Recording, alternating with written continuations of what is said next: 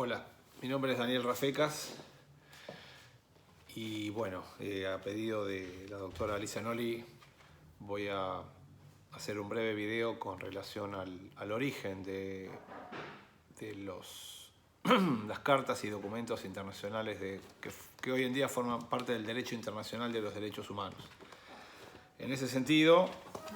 lo primero que hay que decir es que hubo un acontecimiento en la historia del siglo XX central, que fue el Holocausto o la Shoah, es decir, el exterminio de 6 millones de judíos en el contexto de la Segunda Guerra Mundial, cometido por el régimen nazi y sus aliados, empleando los avances de la técnica para erigir campos de exterminio con cámaras de gas y hornos crematorios, respecto de un colectivo que nada tenía que ver con la marcha de la guerra y cuyo exterminio estuvo basado exclusivamente en odio racial y que al final de la Segunda Guerra Mundial, con el colapso del régimen nazi y la rendición de los integrantes del Eje y la victoria de los aliados, desembocó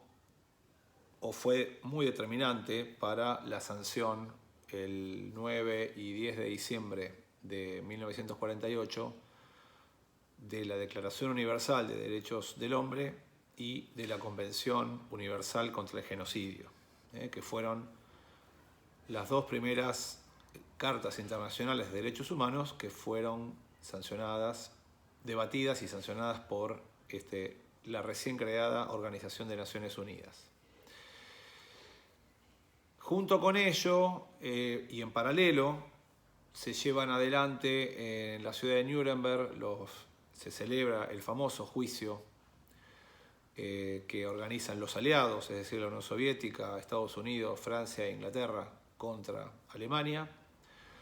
donde se enjuician a 22 altos jerarcas del régimen nazi,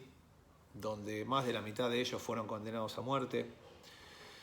Y luego, en una decena de otros procesos secundarios, en Nuremberg se van a llevar adelante juicios contra las SS, contra unidades móviles que fusilaron judíos en el Frente Oriental, contra médicos que participaron del programa T4 de exterminio de discapacitados en Alemania y en Austria entre 1939 y 1941, y otros aspectos con claras connotaciones genocidas, ¿no?, de lo que fue la catástrofe de la Segunda Guerra Mundial. Por lo tanto, está claro que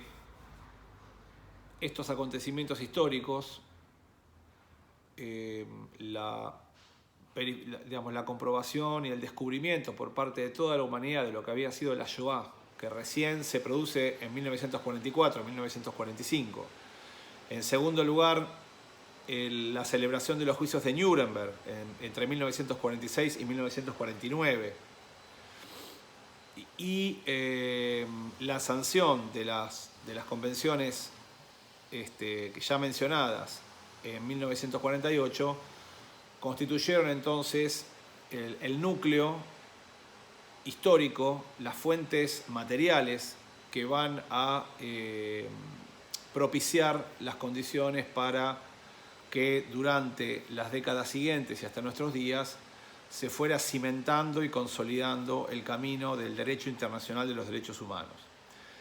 Esto luego ha tenido hitos importantes, básicamente como la sanción de cartas regionales de derechos humanos, tanto a nivel europeo como en América, como en África y en otros continentes. Luego también el Pacto de Derechos Civiles y Políticos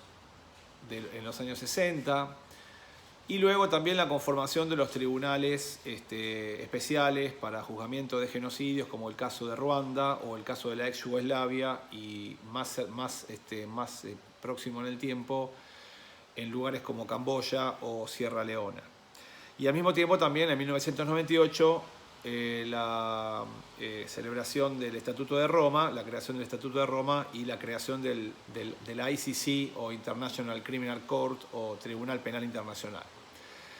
Pero digamos que este largo camino comienza con Auschwitz, y por eso a mí me parece que es muy importante para todos los abogados y abogadas que trabajan en áreas de derechos humanos o en áreas de derecho penal, acercarse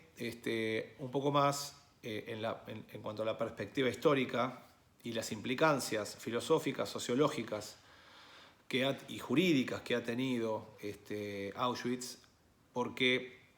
sin duda ha sido el acontecimiento histórico que motivó y desencadenó todo lo que va a venir después, ¿no? en lo que ha sido el movimiento de los derechos humanos. Al mismo tiempo también ha sido muy importante desde el punto de vista del derecho, porque mostró a las claras, digamos, la aparición de los movimientos fascistas y totalitarios del periodo de entreguerras en el siglo XX. Confirmó que el llamado positivismo jurídico no estaba en condiciones de evitar ser utilizado o manipulado por regímenes fascistas. Y entonces esto, después de Auschwitz, en los años 50, va a permitir la aparición de la filosofía del garantismo, especialmente con Norberto Bobbio y luego con Luigi Ferraioli, que no va a ser otra cosa que la reformulación del positivismo jurídico de Kelsen, pero ahora basado como condición sine qua non en la plena vigencia de los derechos fundamentales en los máximos niveles normativos, ¿no? Entonces, veamos, ¿no? Hay que tomar nota, digamos, de todas las implicancias y las consecuencias de magnitudes difíciles de calibrar, digamos, por su importancia, tanto en el área de los derechos humanos como en el área también de nuestro saber, ¿no? De la ciencia del derecho y, bueno, especialmente en el ámbito del derecho penal.